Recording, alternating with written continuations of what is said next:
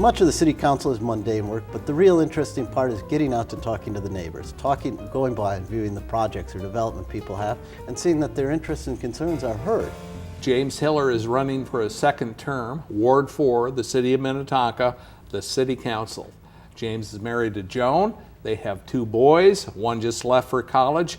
And I hear over the years you've hauled out nearly 42 wagon loads of buckthorn. Oh yes, I have, and it's fortunate that Minnetonka has a good recycling program up by Willow Park. The city provides that as a service. Well, that's wonderful. I wish Eden Prairie would do that. Minnetonka is one of the nation's premier suburbs. What are you telling voters in Ward 4 when you go out and knock on doors?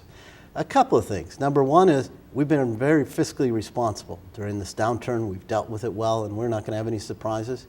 Yet the citizens are reasonably pleased we're providing good value for their tax dollars. The second thing is we've also done a very diligent job of protecting the characters of the city, keeping it green, keeping an enjoyable situation that people enjoy being a part of. Ward 4 is in the southwest quadrant of Minnetonka. It's about a quarter of the city. We've got about 18,000 people in that ward. Well, I have a great suggestion for Glen Lake. There's always issues. We want to protect the trees out there. We want to catch up on our infrastructure. We want to keep the taxes a good value for the citizens. And we have to watch what's going on, but generally people are quite satisfied with how we do our job. Now, you live in the Glen Lake area. Glen Lake is undergoing redevelopment. We've got some exciting developments over at the Kramer's Hardware and the Strip Mall on Highway 3, right near our Kramer's Hardware. They're rebuilding it, they're revamping it. We're going to get new signage, we're getting new business in there. It's going to brighten up the area and help business all around. Well, for the last 10 years, one of our biggest infrastructures has been paving the roads. We're finally feeling caught up. We're going to taper that down, and now we've got a plan in place to start funding more trails, sidewalks, getting through. Finally.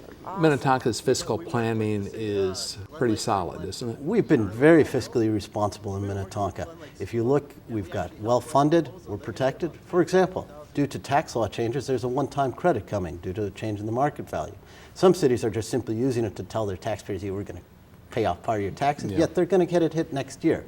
Where in Minnetonka, we've used it just for one-time expenses. We've spread it out over 2 years, and it will not cause a sudden increase in taxes that they just simply bypassed. What does the future hold for Minnetonka? Minnetonka, the future looks promising, primarily because we've been fiscally responsible, we've protected the environment, the trees, and we've got a city that people love to be in and want to stay in. So the future looks very good for Minnetonka if we can keep on that track.